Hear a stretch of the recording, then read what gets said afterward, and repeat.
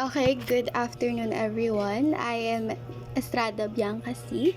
from EDOC 1B. This is video presentation for NSTP. And we're going to talk about the drug addiction. Okay, let's first define what is drug. Okay, drug or substances that change a person's mental or physical state. They can affect the way your brain works and how you feel and behave, your understanding and your sense. This make them unpredictable and dangerous, especially for young people. So basically, drug is a substances and also it can fully affect the mental and physical state of a person. Also, it has a big impact of our brain works and also our behavior.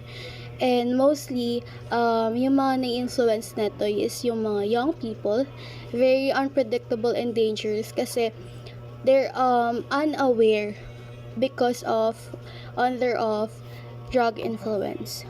Okay, next. Okay, what are the different laws of drug? First, we have Republic Act number 9165, Section 2, Declaration of Policy. It is the policy of state to safeguard the integrity of its territory and well-being of the citizenry, particularly the youth, from the harmful effect of dangerous drugs on their physical and mental well-being, and to defend the same against act of omission detrimental to their development and presentation. So in this Republic Act in Section 2, it's about declaration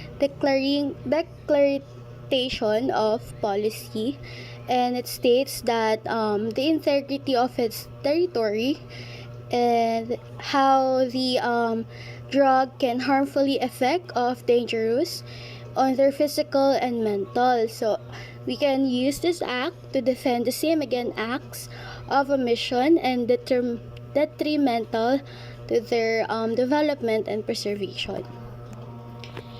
Okay, for Section 41, involvement of the family being the basic unit of the Filipino society shall be primarily responsible for the education and awareness of the members of the family on their ill effects of dangerous drugs and close monitoring of family members who may be susceptible of the drug abuse. Okay, usually kasi here in Philippines, lalo na nung panahon ni Duterte, maraming tutukhang and mostly mga doon is maraming pamilya sila, nasa poverty place sila, mas capable sila na gumamit ng droga, ganun, based sa influence, ganyan. So, dito sa act na to, ito yung nilalaban niya yung if one of your member is using drugs or under the abusement of drugs, ito yung magagamit nyo for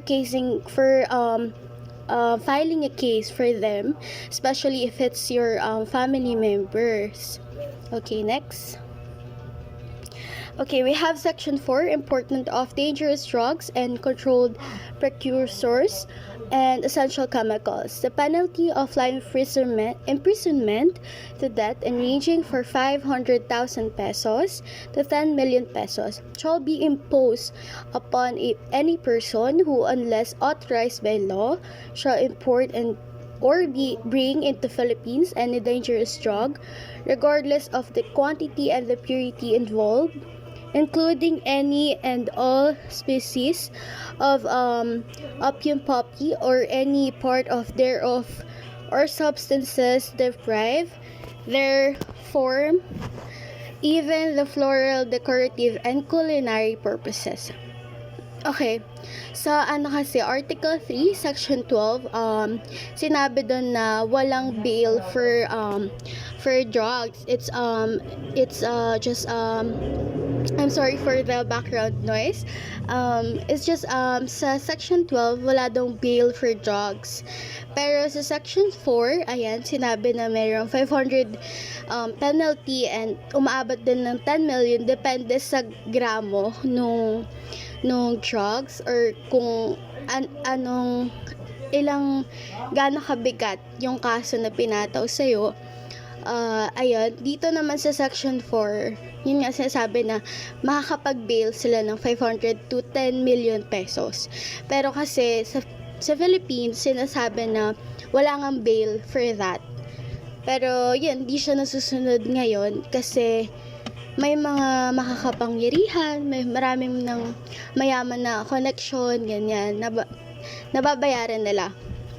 Okay, next, we're going to talk about the commonly abused drugs. Okay, and it is a methamphetamine hydrochloride. Dominant drug in Philippines market. The availability of illegal drugs encouraged them to take illicit drugs. Methamphetamine hydrochloride or Shabu remains to the most abused drug in the country, followed by marijuana or cannabis sativa, and methylene dioxide, methamphetamine, MDMA or ecstasy. Ito yung naririnig natin to sa balita na aware naman tayo na commonly shabu nga yung pinaka popular na ginagamit na droga. Sumunod dyan yung marijuana.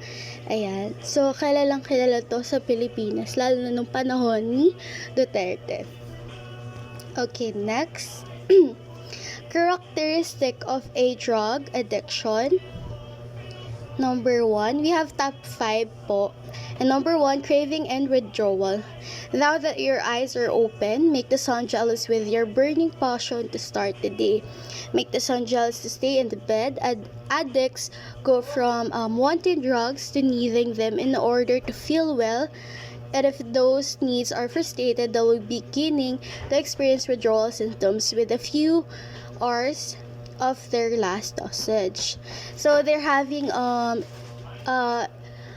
you call that, illusions. They're making nausea, if I'm not mistaken. So yun yung mga first thing na mararamdaman nila when they take the drug. Okay, next, growing tolerance. As their dependency progress, drug addicts must be consumer larger quantities of drugs of choice and experience at the same effects. So, nagkakaroon lang nito ng yung tolerance. Depende kung gaano ka-high tolerance ba yung pag-take nila ng droga. Depende kasi yun sa katawan ng tao. And kung gaano kakonti, yun, meron yung effect. Okay, next is change in appearance. Some of outward signs of drug abuse including excessively dry or bloodshot eye, dilated pupils, tooth decay, significant weight loss, pale skin, hair loss, and depressive of sores that won't heal. This one naman, we're going to talk about the appearance. Ano-ano ba yung mga pagbabago sa physical appearance ng isang taong gumagamit ng droga? 'Di ba usually nakikita natin nanglilisik yung mata nila, pale yung skin nila, may mga sugat sila na hindi kagad na magagamot or gumagaling. Ayan. And mostly sa kanila payat. Next is we have number 4, more frequent illness. Ayan, drug abuse damage immune system functioning and alters body chemistry in multiple ways. This make addicts more prone to colds, flus, pneumonia, allergy attacks, bacterial infection, and host of potential illness or diseases. Ito naman kung ano yung mga mostly na na sakit na nakukuha doon. Gaano ba kabilis na makakuha ng sakit, lalo na pag consistency yung paggamit nila ng droga. Okay, last one is chronic physical health condition. Long-term drug abuse can increase risk of for numerous physical ailments and condition, including heart disease, high blood pressure, stroke, high cholesterol, liver or kidney disease, chronic respiratory trouble, skin disorders, and insomnia. Ito na yung sakit talaga na nakukuha. Mostly kasi mga cardiovascular yung naapektuhan, yung sa lungs, ayan. Kasi nga, siya, doon mostly dumadaan yung mga usok, ganyan, kapag ka nga naisisindi sila, diba? Okay, next. The cause and effect of drug addiction. So, why people use drug? Okay, well, specific incentives different from person to person. Generally speaking, people start using drugs to escape or mask pain. Some individuals, the onset of drug use can be from untreated psychiatric uses, including anxiety and depression. The rush of pleasure from using drugs can provide temporary solace from suffering, while can stem from a way of mental health or other issues, including the following. We have trauma or abuse, mental illness, low self-esteem, poverty, relationship problems, loss of loved ones, stress, chronic pain, or medical conditions. Dito naman, sinasabi sa atin kung paano ba nila natitake na gumamit kahit alam nilang bawal. Mostly kasi under sila ng ng malaking problem sa buhay nila, and isa dyan yung cause or abuse nila ng trauma. Gusto nilang makatakas kahit sandali. So kapag na-try nila yon, maraming nagsasabi na iba yung mundo nila doon. Maaring hindi natin naiintindihan, pero feeling nila nagagamot sila sa ganong paraan, nakakalimutan nila, panandalian yung pinaka-point ng problem nila, which is mali, kasi mas nadadagdagan yung problema nila. May problema na nga sila sa social life nila, meron pa silang problem sa mental and health, physically, and ayun, yun yung reason, pinaka-main cause why people use drugs. Okay, next. The effect of drug addiction. The sad truth is the more deaths, illness, or disability are caused by substances abuse than any other preventable health condition. Prolonged drug dependence interferes with just about every organ in the human body. While different drugs have different damages effects, these are some of the common conditions substance abuse can cause. First, we have damaged immune system, which increases susceptibility to the infection. Ayan, yung cardiovascular conditions, including heart attacks and collapsed veins, nausea, vomiting, abdominal pain, liver overexcitation, or liver failure, seizures, and strokes. Widespread brain damage that can interfere with memory, attention, and decision making, as well as the permanent brain damage.